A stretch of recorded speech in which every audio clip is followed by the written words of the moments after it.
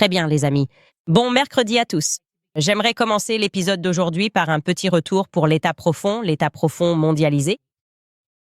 Tout ce que vous aviez à faire, c'était de garder la corne d'abondance. On vous aurait peut-être même laissé nous gouverner pour toujours. Nous ne nous serions jamais réveillés à quoi que ce soit. C'est ma théorie, d'accord? Tout allait bien jusqu'à ce que vous essayiez de nous convaincre que Fruit of the Loom n'a jamais eu de corne d'abondance, n'est-ce pas? Il y en avait une. Nous le savons tous. Au fait, si tu regardes ça et que tu ne le sais pas, je ne veux rien avoir à faire avec toi. Tu n'es pas dans la bonne ligne temporelle. Nous ne sommes pas dans la même ligne temporelle. Aujourd'hui, l'épisode va être très intéressant, clairement philosophique et méta, parce que je ne pense pas que je me remettrai un jour du fait que Charlie Kirk savait qu'il allait mourir jeune. Et je commence à croire qu'il en était de même pour les agents qui l'ont entouré toute sa vie. Replongeons-nous tout de suite dans le sujet. Bienvenue à nouveau sur Candice.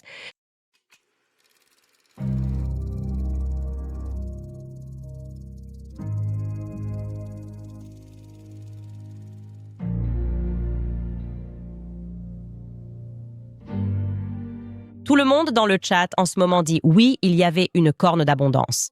Je savais que vous étiez mes gens. Je veux commencer par dire que la façon dont je me sens, la façon dont je pense que beaucoup d'entre vous se sentent, l'ambiance qui nous entoure en ce moment, c'est que l'état profond est dans une sorte de panique, non? Nous l'avons reconnu à maintes reprises dans l'émission. Il y a quelque chose qui ne semble pas tout à fait normal. On a presque l'impression d'être au début de la fin d'une longue période satanique. C'est pourquoi, juste pour que vous le sachiez, malgré la réalité évidemment difficile que le monde est dirigé par ces gens, je reste plutôt optimiste chaque jour. Je n'arrive pas à l'expliquer. Je ne sais pas pourquoi les choses sont manifestement en train de s'effondrer, mais il faut que tout s'écroule avant de pouvoir être reconstruit. Et ils deviennent tout simplement négligents. Et si je devais résumer en une phrase, je dirais cela. C'est presque comme si notre prise de conscience était la menace, non? La prise de conscience, simplement le fait d'être conscient de ce qu'ils font, semble d'une certaine manière signer leur perte, ce qui m'amène à vouloir aborder aujourd'hui, comme je vous l'avais promis, le projet Looking Glass de la CIA.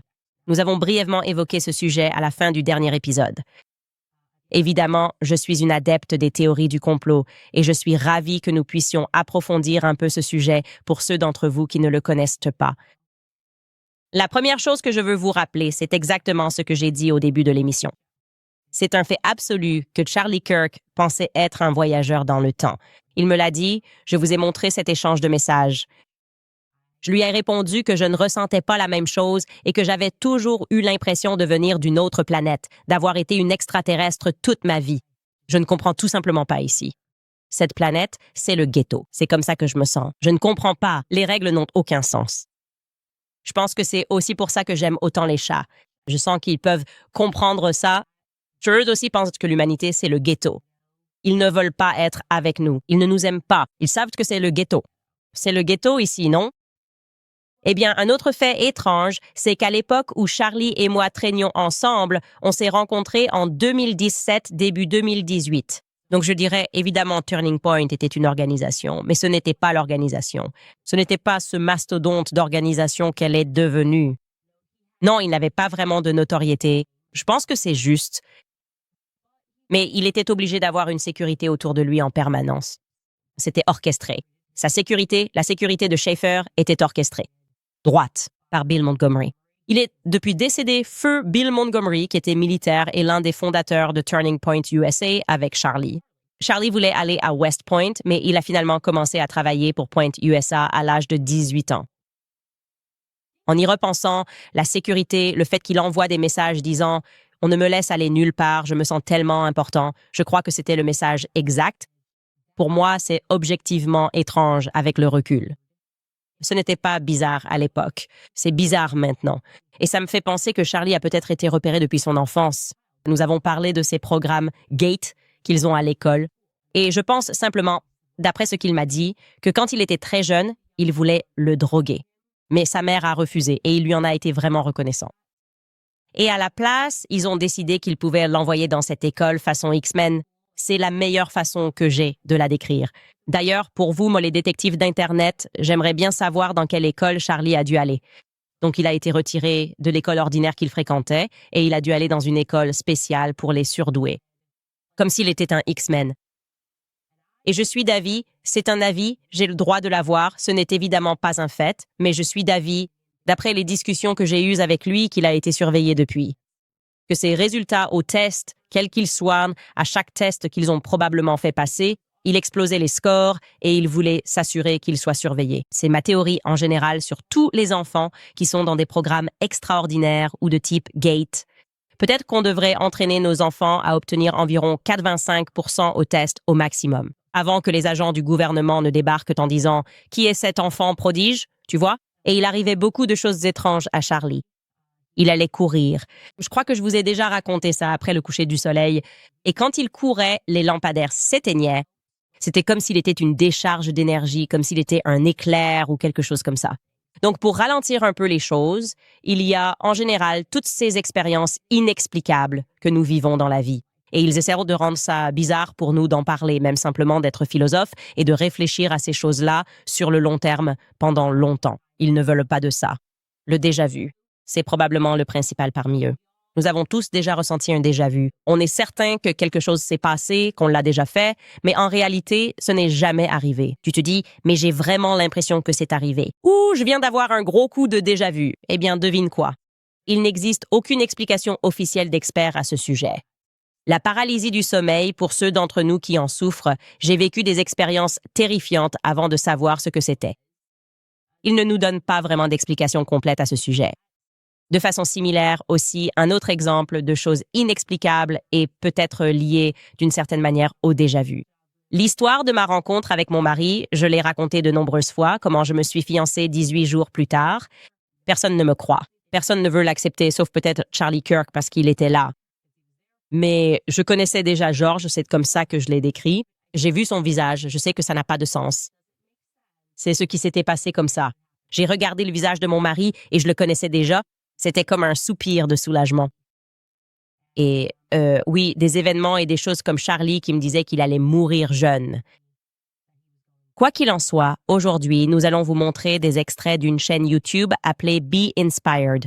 Nous allons également mettre le lien dans les commentaires, parce qu'ils ont fait un travail fantastique en explorant ces phénomènes et comment ils sont probablement liés à un autre programme louche du gouvernement, de la CIA, qui est devenu connu, qui a réellement existé. Ce sont des lanceurs d'alerte qui ont révélé tous ces projets, des personnes dans l'armée, des scientifiques qui sortent et disent « Hey, le gouvernement possède cette technologie et ils peuvent voir dans le futur. » Pardon, quoi?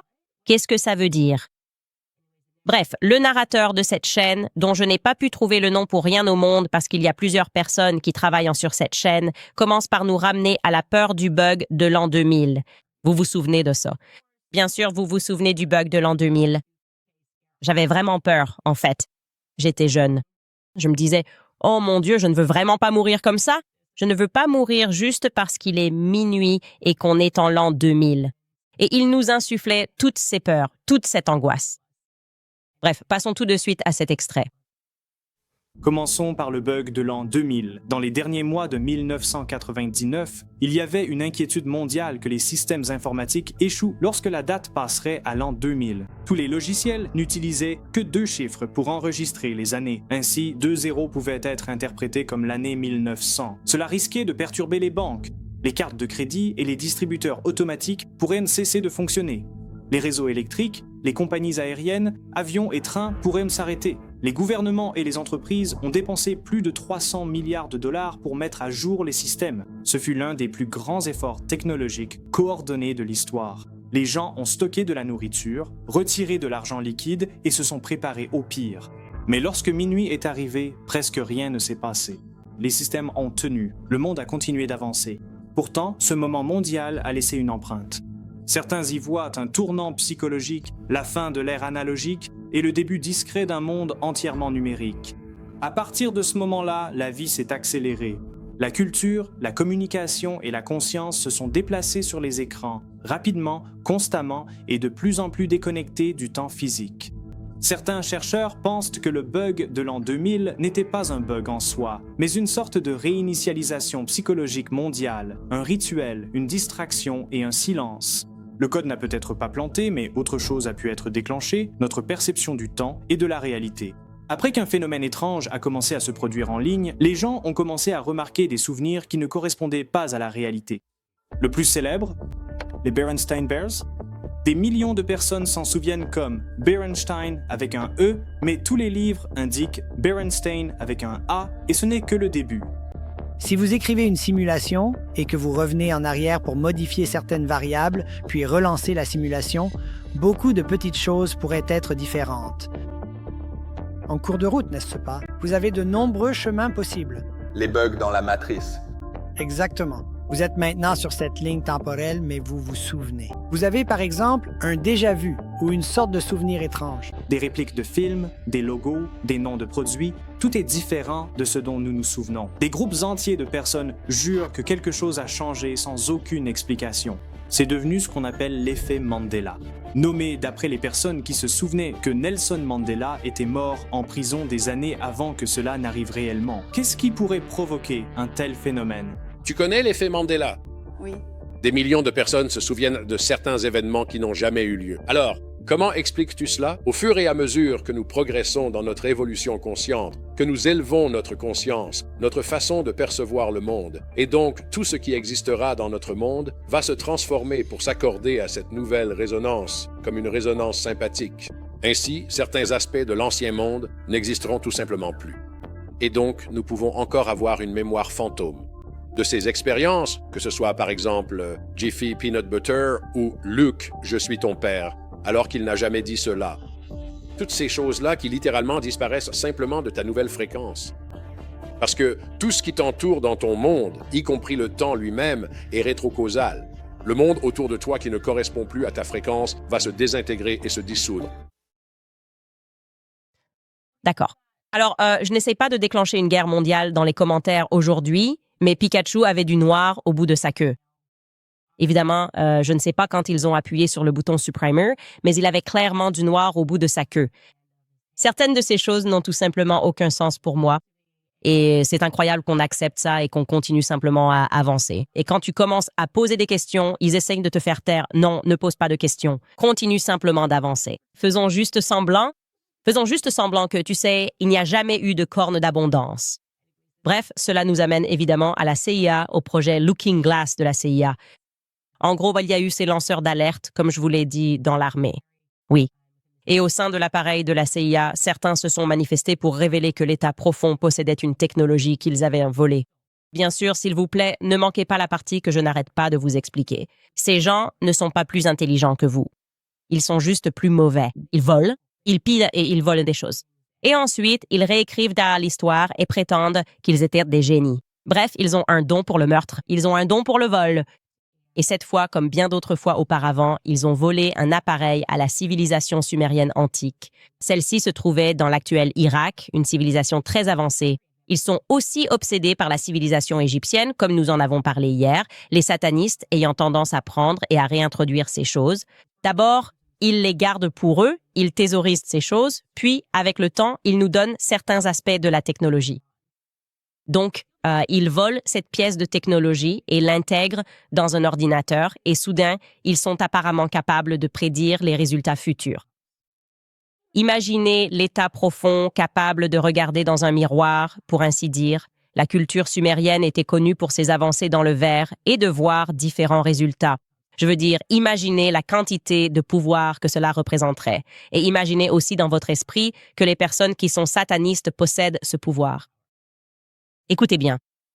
C'est là que les choses prennent une tournure différente. Parce que, selon Bill Wood, un ancien Navy SEAL avec une habilitation de haut niveau, les États-Unis, l'armée a autrefois eu accès à un appareil appelé Project Looking Glass, une technologie qui pouvait soi-disant visualiser des lignes temporelles futures potentielles. Le projet a été arrêté parce qu'il y a eu un problème à l'approche de 2012. Les lignes temporelles convergent à ce moment-là.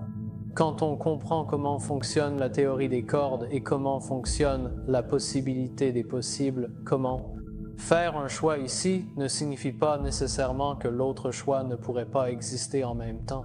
Mais une fois que vous avez bien saisi ce sujet, vous découvrez que, à la fin de 2012, pour le dire simplement, les choix que nous faisons deviennent de moins en moins déterminants pour l'avenir.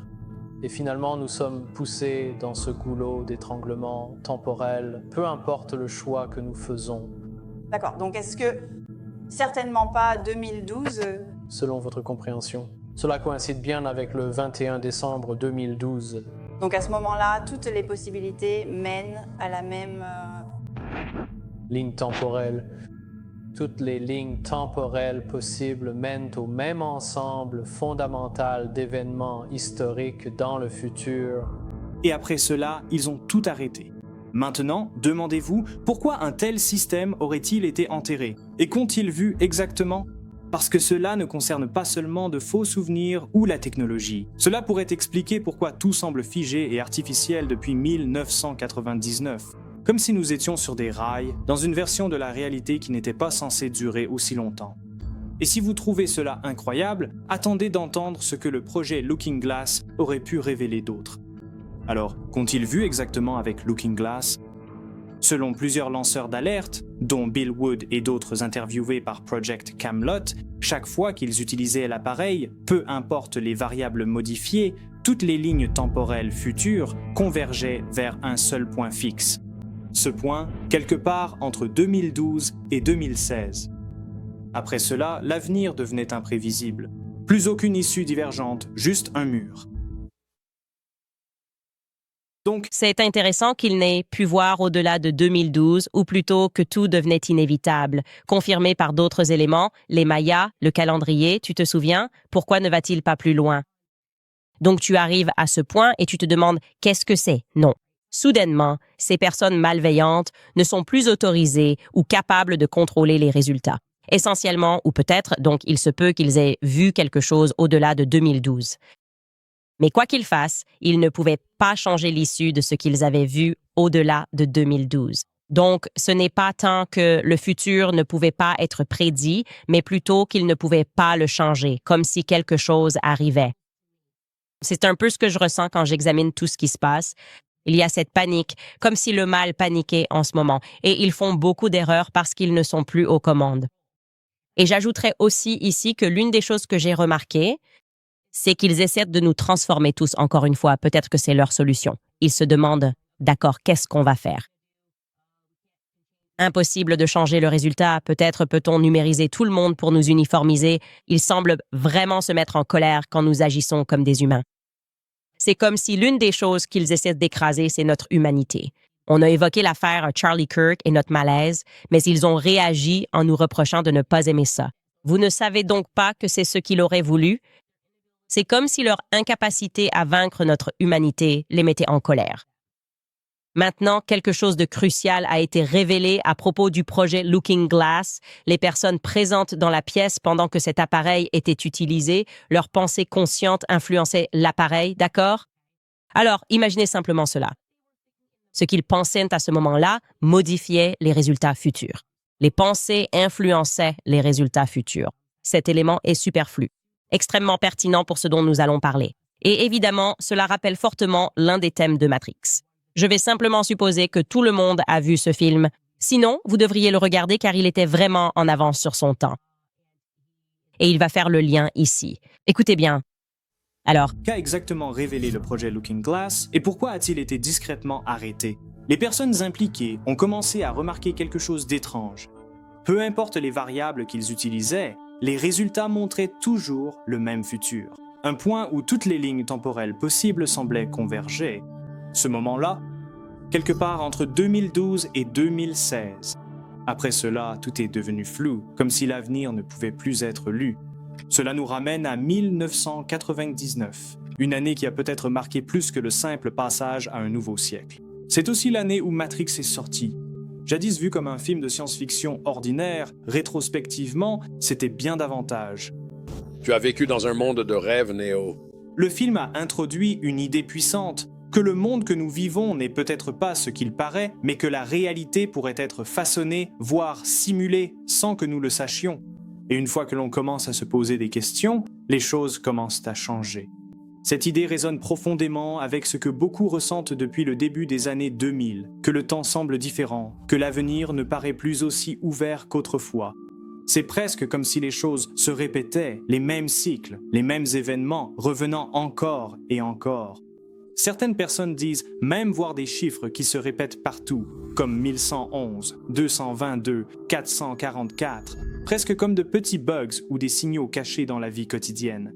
Et, chose étrange, cette idée de motif qui se répète, de cycle auquel on ne peut échapper, correspond à ce que les opérateurs du Looking Glass auraient soi-disant rencontré, la sensation que le futur était déjà écrit et que tous les chemins menaient au même résultat. Avançons rapidement jusqu'en 2012. Certains lanceurs d'alerte affirment qu'un briefing confidentiel a eu lieu, au cours duquel certaines agences ont reconnu ce changement, une sorte de convergence dans le potentiel humain. Ce document, publié par la CIA, explore la conscience comme quelque chose qui peut se déplacer à travers le temps, même en dehors du monde physique. Il aborde la vision à distance, les lignes temporelles et la nature même de la réalité. Maintenant, reliez cela à la matrice, et le chevauchement devient difficile à ignorer. Peut-être que ce n'était pas qu'un film, peut-être que c'était la première fois que le système nous donnait un aperçu de l'envers du décor. Et si c'est le cas, qu'est-ce qu'on nous a encore montré sans qu'on s'en rende compte? D'accord, il y a beaucoup à déballer ici. D'abord, je vais dire, juste à propos du film Matrix, vous devriez vous pencher sur la façon dont même le scénario de Matrix a été volé, soi-disant. Mais pour revenir à mon point précédent sur toutes ces choses qui se produisent ou se sont produites et qui semblent inexplicables, il y a quelque chose en moi qui me dit que Charlie Kirk savait qu'il allait mourir. Comment? Comment pouvait-il être aussi certain qu'il allait mourir jeune? Comment est-ce possible? Comment a-t-il même pu le décrire comme un événement tragique? Comment le savait-il? Comment pouvait-il en être certain, d'ailleurs? Comme il l'a dit dans ses messages, dès l'instant où il a signé pour lancer Turning Point USA, il savait qu'il allait mourir. Il savait que sa mort serait liée à Turning Point USA. Ce n'est pas une coïncidence, d'accord? C'est complètement absurde d'avoir des gens qui disent « Eh bien, je ne sais pas, que c'est juste une coïncidence. » Non, ce n'est pas du tout une coïncidence. Pourquoi savait-il que j'allais le défendre? Et aussi, pourquoi Charlie pensait-il qu'il était un voyageur dans le temps? Il a dit, comme je vous l'ai montré dans des messages précédents, qu'il était un voyageur dans le temps et qu'il devait me trouver. Est-ce juste quelque chose que les gens disent à leurs potes dans des textos? Et encore une fois, ce n'est pas quelque chose sur lequel j'aurais autant insisté à l'époque où il le disait. Mais cela s'est réalisé. Les autres aspects. Il est effectivement mort jeune. Pourquoi pensait-il que mourir jeune était nécessaire pour changer les choses? Il est effectivement mort jeune. C'est lié à Turning Point USA. D'une certaine manière, d'une façon ou d'une autre, au minimum, nous pouvons tous être d'accord. C'est lié au fait qu'il ait pris la parole lors d'un événement sur un campus pour Turning Point USA. Je suis totalement absorbée par cela. Je vous le dis, je lis ces messages et je me demande mais qu'est-ce que c'est? Qu'est-ce que la réalité, en fait? Et Charlie est mort. Oui, comme je l'ai dit, c'était lié à cette organisation. Et je pense que nous serions tous d'accord pour dire que sa mort et la manière dont ils l'ont fait a changé le monde. D'une façon que je ne pense pas que nous puissions pleinement comprendre, ou du moins pas d'une manière que je puisse exprimer. On ne peut tout simplement pas prétendre que tout cela n'est qu'une grande et malheureuse coïncidence. Il est tout à fait plausible, je pense plausible, qu'il savait quelque chose à propos de Charlie. Et c'est pourquoi il l'avait repéré, surveillé et probablement suivi depuis qu'il était jeune. Et peut-être qu'il pensait, comme les agents le pensent, que s'il l'entourait, restait avec lui et faisait semblant d'être son ami, il pourrait finalement contrôler Charlie et peut-être changer un résultat. Il pouvait littéralement changer un résultat lié à Charlie. Alors, quand? Pour la première fois de sa vie, parce que je crois vraiment qu'il était géré, je veux dire, j'ai déjà dit que j'étais moi-même manipulée. Je ne me rendais pas compte que j'avais des agents autour de moi. Et pour la première fois de sa vie, Charlie relève la tête et commence à résister de manière significative. Ils n'ont pas pu l'empêcher de prendre de l'ampleur. Cela semblait inévitable, mais ils ont paniqué. Ils semblent avoir paniqué, n'est-ce pas? Je veux dire, ça commence à peine à se produire dans l'année où Charlie commence à dire « Hé mec, en fait, je ne pense pas ça. En fait, je n'y crois pas. » Et puis il dit « Tu sais quoi? Prends l'argent. Prends l'argent de l'organisation. » Et ils ont paniqué, ils ont complètement perdu les pédales et leur solution a été « Non, non, non. Tuez-le, tout simplement. Tuez-le, tout simplement. On ne peut pas permettre ça. » Ce n'est pas quelque chose que nous sommes prêts à accepter, ce scénario où Charlie serait totalement libre, pour ainsi dire. Et ironiquement, c'est justement son assassinat qui semble avoir déclenché ce qu'il redoutait le plus, perdre le contrôle de Charlie. C'est exactement ce qui s'est passé et c'est eux qui l'ont provoqué. Donc il me semble qu'en ce moment, nous sommes en plein milieu de tout ça. Ils continuent de faire des choses qui ne font que catalyser Charlie. Ce qu'ils essaient, c'est d'arrêter, ce qu'ils essaient d'empêcher. Par exemple, même si ce n'est pas directement lié, Brigitte et Emmanuel Macron ont intenté un procès avec énormément de pouvoir. Qu'est-ce qu'on va faire pour arrêter ça? Elle s'implique dans l'histoire, elle touche au cœur du mal et à la façon dont le monde fonctionne. Découvrir que Brigitte est née homme. Nous allons intenter un procès. Déposer une plainte était une erreur. Évidemment, cela a eu des conséquences à l'échelle mondiale. Non, ils voulaient l'arrêter et pourtant ils l'ont propagé. Catastrophique pour leurs objectifs. Plus ils exercent de pression pour contrôler, plus cela leur échappe. Un autre exemple, les confiner chez eux, les obliger à porter un masque, n'est-ce pas? Créer le COVID dans un laboratoire, rendre tout le monde malade, les forcer à se faire vacciner. Le mal est vraiment amusant de cette façon, jusqu'à ce qu'il réveille accidentellement le monde entier à quel point Big Pharma est frauduleux. Genre, est-ce que c'est maintenant le cas de tout le monde? Est-ce que ces gens détestent? Sont-ils si mauvais? Avons-nous simplement confié nos corps à la soi-disant science? Maintenant, pour revenir à Looking Glass et au fait qu'ils aient arrêté ce projet et qu'ils n'aient pas pu modifier quoi que ce soit, nous ne pouvons évidemment pas savoir avec certitude ce qu'ils ont vu lorsqu'ils ont regardé à travers ce miroir. Mais j'ai le sentiment général qu'ils essaient de modifier son inévitabilité avec des actions en justice et des guerres mal orientées. Et ce que je pense, c'est que notre conscience collective est une menace. Je pense que le fait que tout le monde relève la tête les rend de plus en plus frénétiques. C'est comme s'ils savaient que nous fonçons vers une conclusion inévitable et ils ont passé des décennies à essayer d'empêcher cela, à essayer de l'empêcher. Et quand je réfléchis à ce que c'est, n'est-ce pas, je considère simplement leurs obsessions générales et leurs déclencheurs habituels. Ils sont littéralement obsédés par l'Antéchrist. Des gens comme Peter Thiel, il va partout donner des interviews, poser des questions sur l'Antéchrist.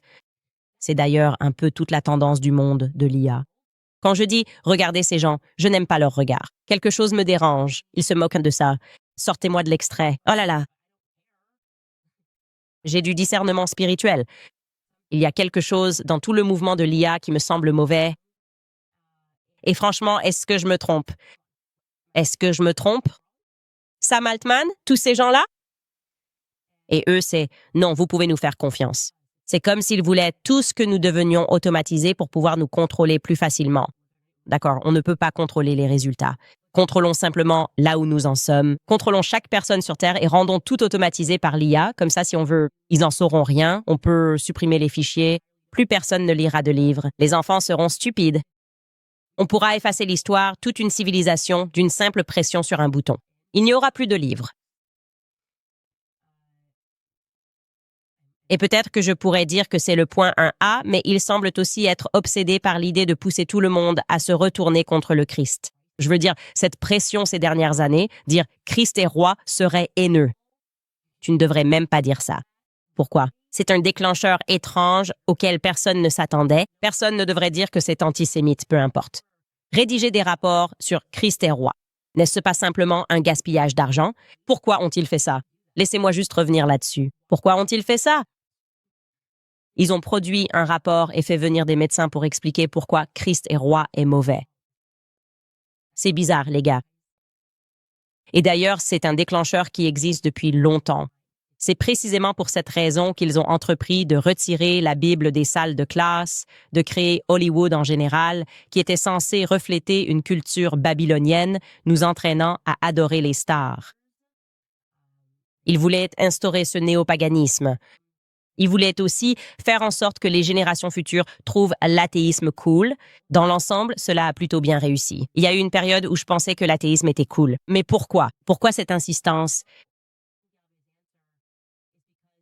En réalité, ils sont certains que Dieu existe. C'est contre cela qu'ils se battent. Ils luttent contre Dieu en permanence. Ils savent qu'il est réel et cela devrait te rassurer. Dieu est évidemment réel, sinon passerait-il tout ce temps à essayer de nous convaincre du contraire? N'est-ce pas? Est-ce que tu passes tout ton temps à essayer de convaincre les gens que quelque chose est une fiction? Non, ils en sont terrifiés. Ce sont des satanistes assumés, comme nous vous l'avons montré hier. Ils essaient de promouvoir une culture d'idolâtrie démoniaque. Réfléchissez à cela. J'ai perdu un emploi. En partie pour avoir dit que la pornographie est une arme spirituelle contre les hommes et que nous devions nous pencher sur l'histoire de la pornographie. Ce que cela devrait vous indiquer, c'est que leur pouvoir dépend de notre distraction, du fait que nous soyons concentrés sur des désirs charnels, n'est-ce pas? Vivre entièrement selon la chair. Et comme l'a dit Tim Dillon, les commodités, la piscine, le nouveau restaurant. Oh, regarde, il y a une nouvelle célébrité ici. Ouais. Donc, la menace, c'est que nous soyons conscients que le mal spirituel existe. C'est ce dont ils ont peur. C'est pour cela qu'ils insistent sur ce flux constant de pornographie, de musique vulgaire, tout ça. Parce que si c'est vrai, comme cela a été rapporté par divers lanceurs d'alerte, que nos pensées pourraient influencer les événements futurs, alors que se passerait-il si nous commencions tous à nous concentrer sur la bonté éternelle, Dieu? Ouais, je pense que c'est précisément la raison pour laquelle tous ces démons semblent s'agiter en ce moment. Et oui, je voulais juste me plonger dans ce projet parce que je pense que nous ressentons tous une panique et elle est réelle, mais je veux aussi que tu saches que c'est une bonne chose. Ça paraît fou. Tu te dis, non, tout le monde est hors de contrôle. On a l'impression que les choses deviennent dangereuses. Ouais. Pour moi, c'est comme les derniers cris d'agonie d'un démon mourant. Et nous allons en parler davantage, ainsi que du CERN et de ce qu'ils ont découvert. Nous devons complètement revenir sur ce qui se passait au CERN juste après un court message de nos sponsors. Très bien, les amis, de nouvelles recherches révèlent quelque chose d'absolument déchirant. Plus de 7 millions de femmes américaines souffrent d'une détresse émotionnelle grave et durable après un avortement. Elles ressentent du chagrin, des flashbacks et un regret silencieux qui souvent ne disparaît jamais. Preborn est témoin de cette souffrance de première main dans les milliers de cliniques qu'ils soutiennent, mais il y a en réalité de l'espoir, et cela commence par quelque chose de puissant. Lorsqu'une femme voit son bébé à l'échographie, tout change. Les chances de survie de son bébé doublent, et pour seulement 28 $, vous pouvez parrainer cette échographie, apportant ainsi une vie entière de bénédiction. Voilà à quoi devrait ressembler un véritable système de santé. Preborn est en première ligne, offrant des échographies gratuites, un accompagnement compatissant et un soutien centré sur l'Évangile aux jeunes mères en situation de crise. Ils sauvent des bébés, ils guérissent des cœurs et ils rendent la maternité possible. Si, comme moi, vous croyez que chaque enfant compte et qu'aucune femme ne devrait traverser cette épreuve seule, alors rejoignez-moi aujourd'hui. Parrainez une échographie. Faites un don, il vous suffit de composer le dièse 250 et de dire le mot-clé « bébé » ou vous pouvez visiter preborn.com/Candice. Encore une fois, c'est preborn.com/Candice. Je voudrais aussi prendre un moment pour vous parler de PDS Debt, parce que vous ayez des difficultés avec des cartes de crédit, des prêts personnels ou des factures médicales, PDS Debt propose des solutions personnalisées pour vous aider à sortir de l'endettement. Ils vont au-delà des chiffres pour comprendre votre situation financière unique et élaborer un plan personnalisé conçu spécialement pour vous. Aucun score de crédit minimum n'est requis. Il vous aide à économiser, à rembourser vos dettes plus vite et à remettre l'argent là où il doit être, directement dans votre poche. PDS Debt est noté A+ au Better Business Bureau, des milliers d'avis 5 étoiles sur Google et 5 étoiles sur Trustpilot. Parce que PDS a aidé des centaines de milliers de personnes à sortir de l'endettement. Attendre chaque mois coûte plus cher en intérêt. Le meilleur moment était hier. Le second est maintenant. N'attendez plus. Reprenez le contrôle en 30 secondes. Obtenez votre évaluation personnalisée gratuite et la meilleure option disponible pour vous en visitant pdsdebt.com/Candice. Encore une fois, c'est pdsdebt.com/Candice. Bon, donc la science moderne, qui est en quelque sorte dirigée par Satan, c'est tellement évident. Encore une fois, il suffit de revenir et de regarder notre épisode sur l'alunissage et les rituels qu'il faisait. Ça a toujours été comme ça, et ils le créent parce qu'ils veulent que vous adoriez la science. Et leur test ultime pour voir s'ils avaient réussi, j'ai l'impression que c'était le COVID, non? Ils restent à l'intérieur comme s'ils essayaient d'en faire un rituel, sauver des vies. Il y avait d'ailleurs un très bon article dans The Spectator UK sur la façon dont ils ont essayé d'instaurer le COVID pour refléter une religion, le rituel qui l'accompagne, même le fait d'avoir quelque chose à porter, un masque pour s'identifier les uns aux autres. Bref, je ne vais pas m'engouffrer dans ce terrier de lapin. Ce que je veux dire, c'est qu'une fois que tu as vu ça, tu ne peux plus l'ignorer, que la science moderne est intentionnellement créée pour entrer en conflit avec Dieu. Et il y a des choses vraiment bizarres qui se sont produites, en particulier, je dirais, concernant le CERN. Qu'est-ce que tu sais vraiment sur le CERN? Je vais faire venir Marc pour qu'il nous explique en mode mansplaining ce qu'est le CERN et dans quoi ils étaient impliqués. Et vous vous souvenez un peu, on essayait de trouver la particule de Dieu. C'était une autre initiative. Marc, viens ici et explique-nous tout. Avec plaisir. Et je tiens juste à préciser que je ne suis pas physicien des particules. Donc j'utilise la physique des particules juste pour le plaisir. J'ai arrêté le lycée. Tout ça, c'est de l'auto-apprentissage. Mais le CERN a été fondé en 1954 principalement pour faire de la recherche en physique des particules. Il existe quelque chose qu'on appelle le modèle standard de la physique des particules qui sert en quelque sorte à expliquer comment tout existe et de quoi tout est fait pour appuyer la théorie du Big Bang sur la création de l'univers. Et l'un des éléments manquants était comment des particules qui n'ont pas de masse peuvent-elles acquérir une masse à partir de rien? Et donc, en 1964, un groupe de scientifiques a théorisé l'existence de ce qu'on appelle le boson de Higgs. L'un de ces scientifiques s'appelait Peter Higgs, si je ne me trompe pas. Et donc, la quête pour trouver cette particule a commencé. C'est pour cela que le CERN a créé le Grand Collisionneur de Hadron, qui se trouve à Genève, en Suisse, et qui est un tunnel de 27 kilomètres. Il est souterrain jusqu'à 180 mètres de profondeur à certains endroits. Là, il projette des particules sur d'autres particules subatomiques à une vitesse très élevée pour essayer de les briser afin de voir de quoi elles sont faites, de quoi elles sont composées. Et donc, en 2012, ils ont observé une réaction qui correspond à cette particule théorisée en 1964 que certains appelaient la particule de Dieu, pour expliquer comment quelque chose peut venir de rien, et essentiellement essayer d'effacer Dieu de l'histoire de la création pour en donner une explication scientifique. Donc, en résumé, exactement.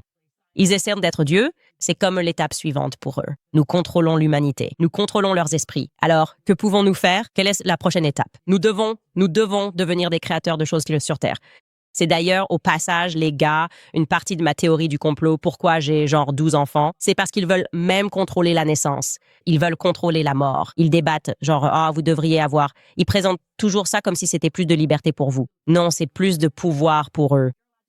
C'est eux qui vont décider si vous avez le droit, ce qui les place en position de pouvoir. Et puis aussi, on va vous dire, quand vous mourrez, c'est pour ça qu'ils ont maintenant ces capsules qui font l'objet de débats. Et où se trouvent ces capsules?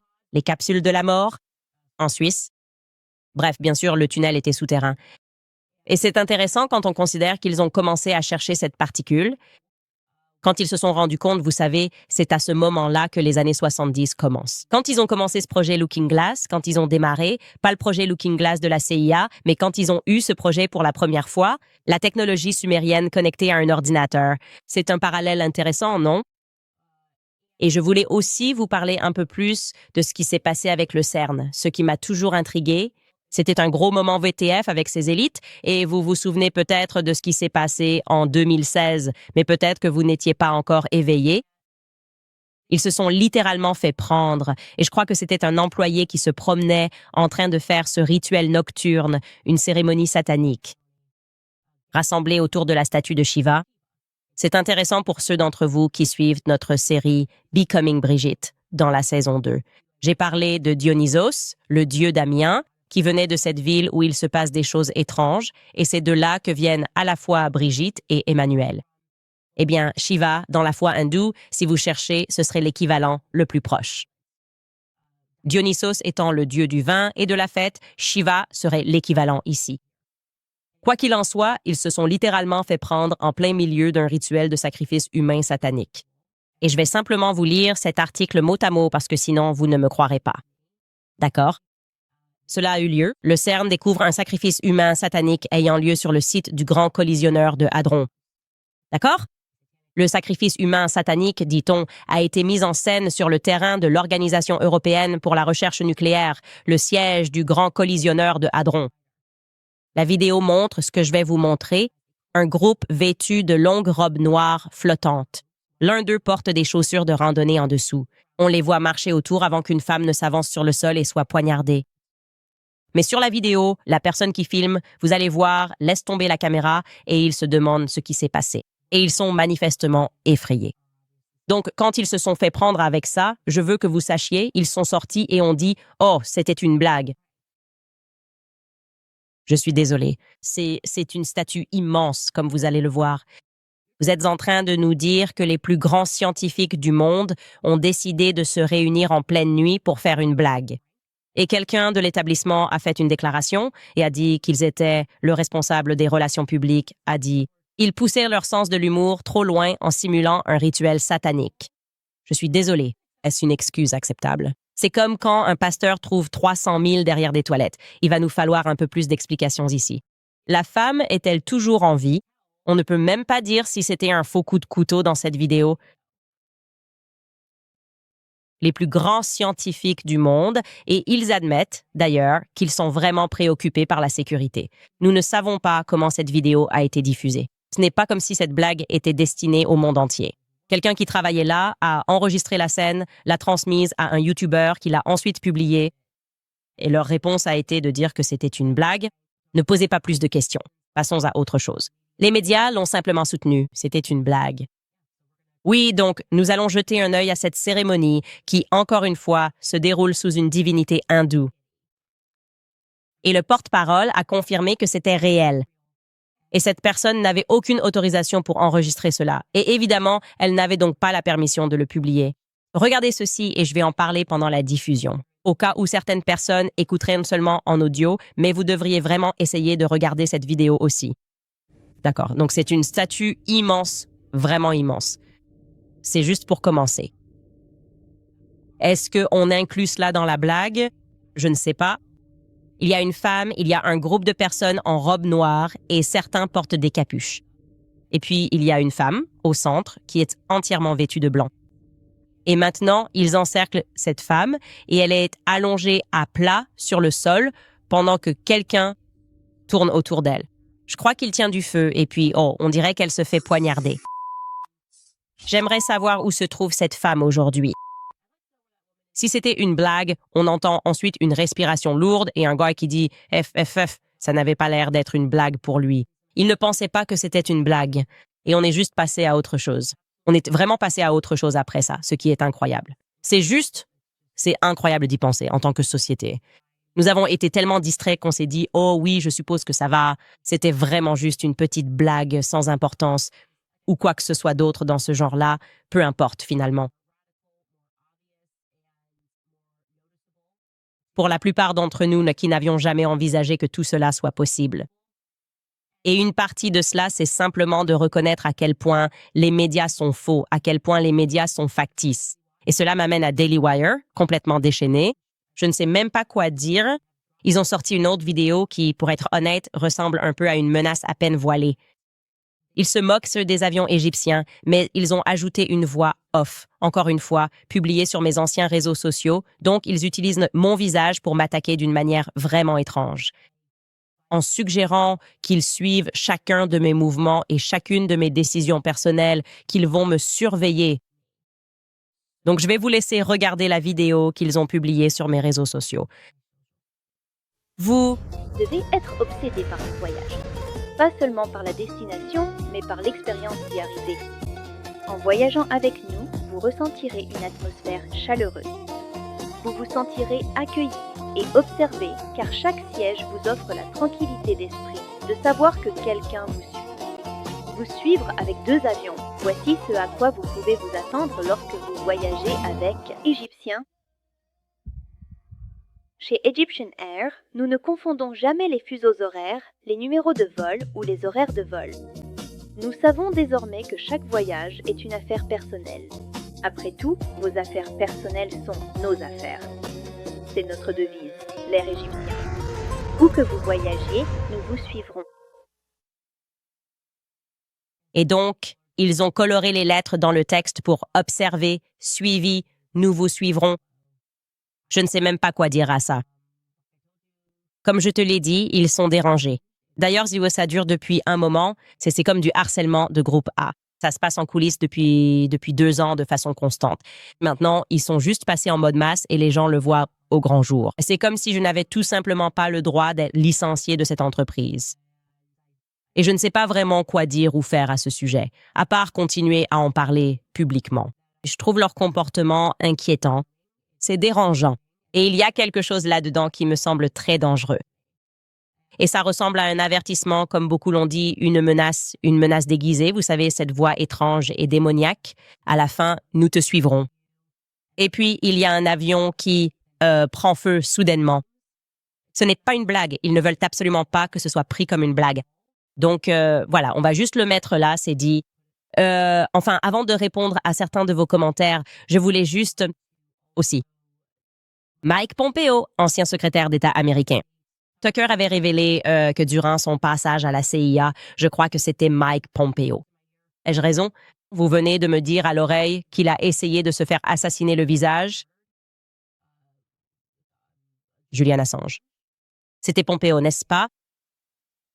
D'accord. Vous avez déjà vérifié cela? Ouais, mais je suis presque sûr que Tucker avait révélé cela. Je pense que c'était Mike Pompeo. Je corrigerai ça tout de suite si je me trompe. Mais bref, ils discutent ouvertement de la façon dont ils...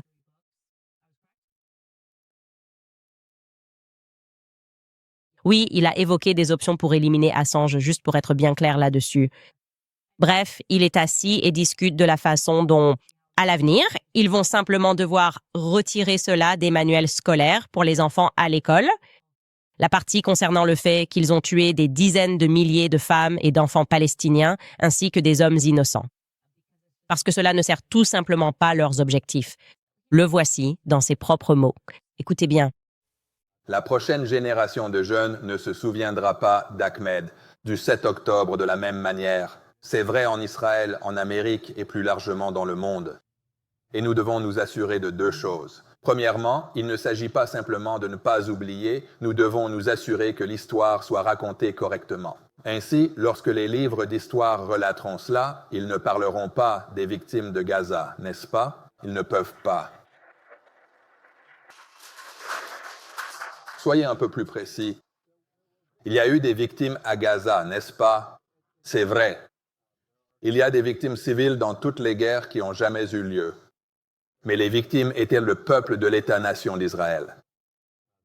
L'agresseur était le régime iranien par l'intermédiaire de son proxy, le Hamas. Et nous devons nous assurer que les livres d'histoire reflètent cela. Et cela exige de chacun de nous, chaque jour, d'en parler en temps réel avec nos enfants, avec nos petits-enfants, d'une manière qui soit...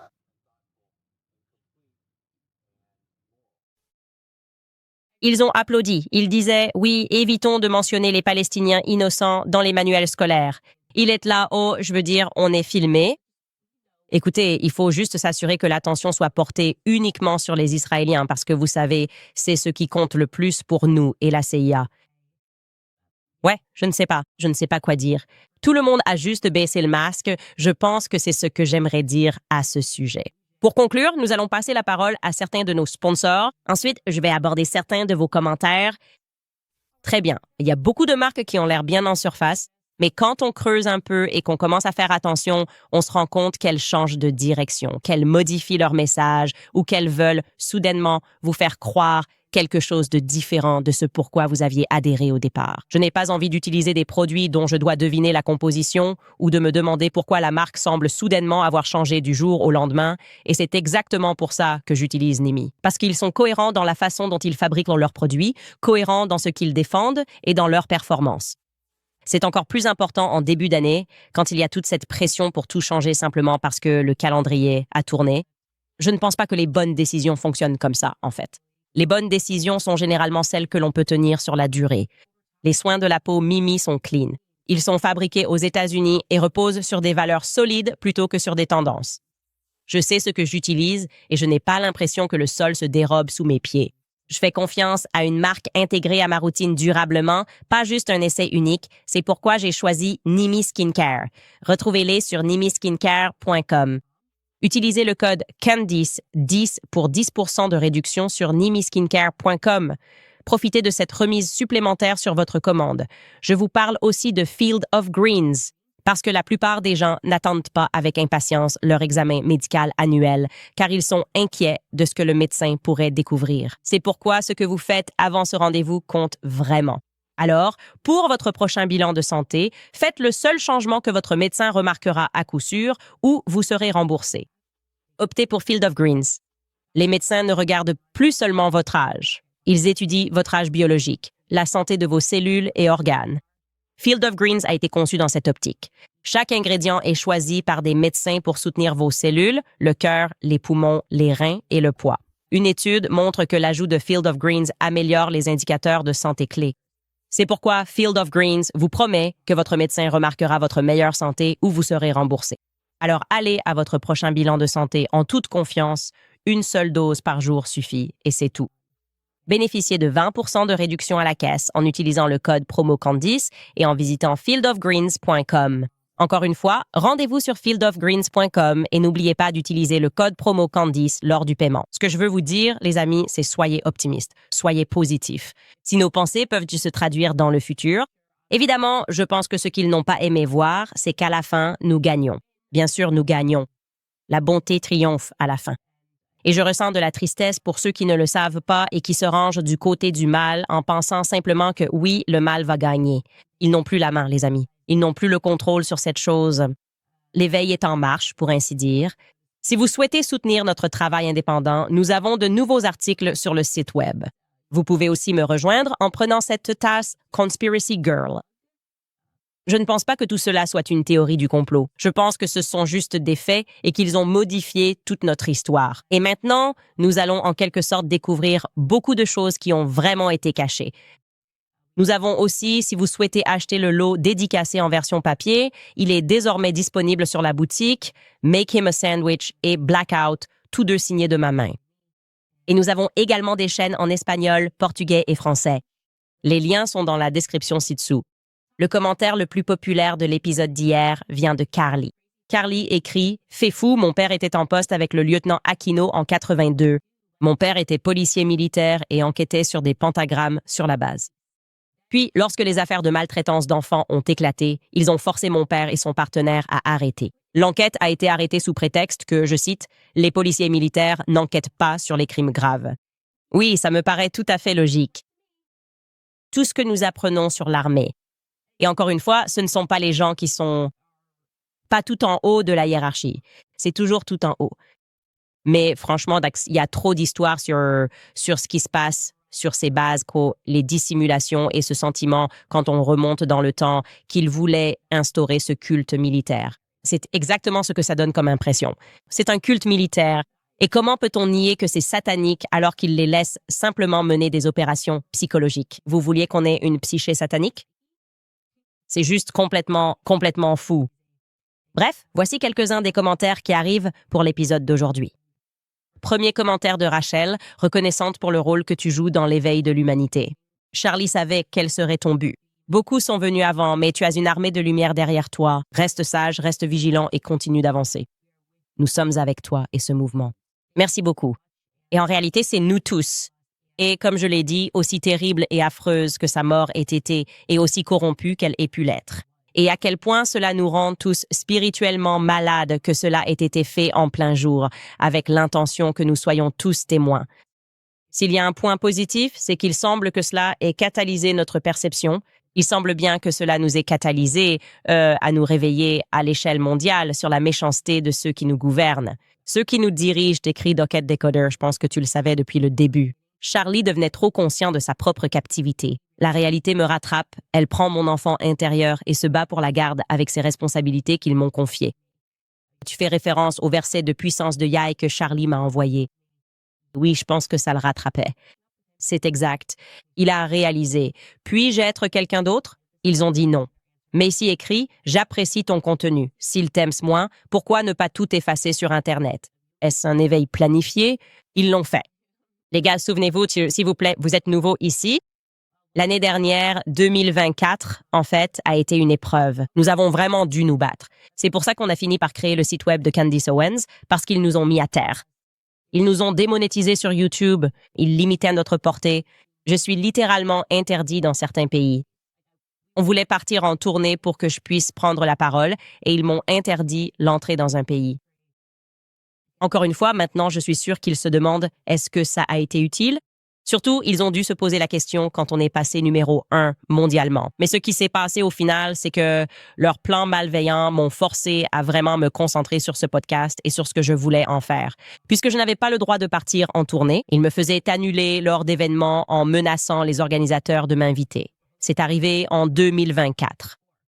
Donc, pour répondre à ta question, mais ici, je ne pense certainement pas que le mal veuille que tout le monde soit conscient de son existence. Ce n'est pas le cas. Non, Satan aime l'obscurité, d'accord? Ils aiment l'obscurité. Ils détestent la lumière. Alyssa écrit, Cathy O'Brien serait une invitée puissante à interviewer. Tu as une plateforme pour lui donner une voix plus forte. Je viens juste de finir son livre Transformation of America. Je crois que j'ai entendu parler de Cathy O'Brien. Il y a tellement de personnes à qui je pourrais parler. Je connais le projet Monarch. Nous en avons parlé dans cette émission comme étant le précurseur de ce que les nazis ont fait ici, qui consistait essentiellement à traumatiser des enfants. C'est ça. La modératrice Marzi écrit « Beaucoup de drames impliquant l'ICE. Je voulais te faire savoir que certains d'entre eux reçoivent une formation et un recrutement d'Israël directement de la part de l'IDF. Cela signifie potentiellement que des citoyens israéliens aux États-Unis expulsent des personnes en utilisant l'autorité fédérale pour avoir critiqué Israël. Je n'aime pas la direction militaire que prend l'administration Trump, je le dis d'emblée. Une fois que j'ai compris qu'il n'a pas ses propres idées et qu'il ne contrôle rien et que les sionistes contrôlent tout son cabinet. Non.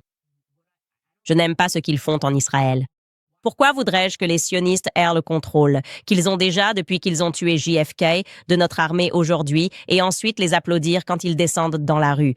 Encore une fois, on a l'impression qu'ils essaient de dire « Eh bien, tu es MAGA, tu aimes Trump, alors accepte ça. » Et c'est comme « Eh bien, Trump n'agit pas comme un MAGA, Trump agit comme un anti-Trump. » Donc, j'ai toujours été anti-Trump.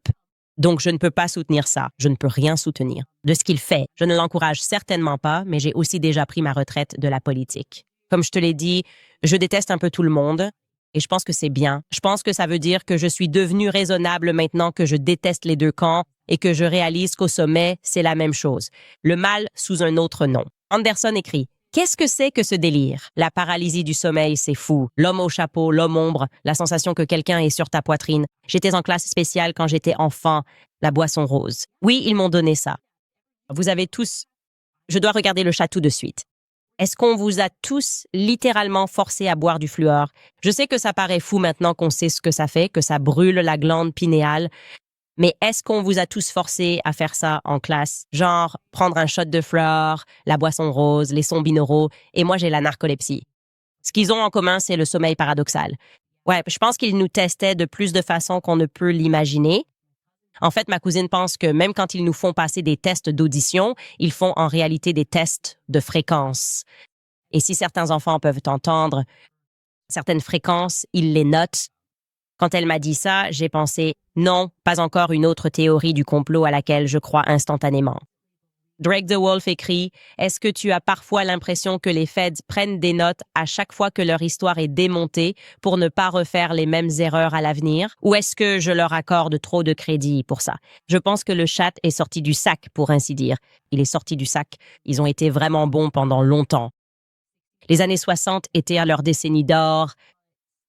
Mais je ne sais pas, ils sont devenus comme des magiciens qui croient en leur propre magie. Ils ont cru en leur propre pouvoir et ont sous-estimé la puissance de l'illusion. Donc, c'était vraiment le fait fondamental et essentiel que nous croyions en eux qui avait une importance bien plus grande et significative que le pouvoir immense et l'influence considérable qu'ils avaient accumulés pendant que nous croyions en eux. C'est en tout cas simplement ma vision personnelle et mon point de vue sur la question. C'était lui qui était un espion israélien. Je ne regarde pas Nick Fuentes. Évidemment, dès que je l'ai eu ici et qu'il a changé d'attitude comme si quelqu'un lui avait donné des instructions, puis que je me suis renseigné un peu sur lui, ça m'a paru la chose la plus évidente au monde. C'est un informateur fédéral. Donc oui, ça ne me touche même pas. Je m'en fiche tout simplement. Mais ça ne me dérange pas non plus si des gens le regardent et l'adorent. Donc ça ne me surprend pas, évidemment, qu'il était vraiment du côté de Charlie. Kirk a été complètement éliminé par un tireur isolé avec un fusil de calibre 30-06 sur le toit, parce que ça a du sens. C'était les éléments de langage fédéraux. Lex écrit « Les mêmes personnes qui détestent Candace adorent Stranger Things. Même gouvernement, juste faux et gay. » Je n'ai pas regardé Stranger Things, mais j'ai entendu dire que est-ce que c'est bien? Je ne sais pas. Dites-moi, vous, ce que vous en pensez. Bref, on a abordé beaucoup de choses aujourd'hui. J'adore qu'on ait pu ouvrir une nouvelle couche de tout ça. Et comme je l'ai dit, c'est quelque chose auquel je pense souvent maintenant en lisant des messages qui semblent... Est-ce qu'il rêvait de tout ça? Oui. Il faisait sans cesse les mêmes rêves récurrents sur la façon dont il allait mourir et sur le fait que cela devait arriver. De la même manière que moi, je faisais des rêves récurrents sur le fait qu'il avait été trahi. Et nous approfondirons davantage ce récit demain. On se retrouve alors.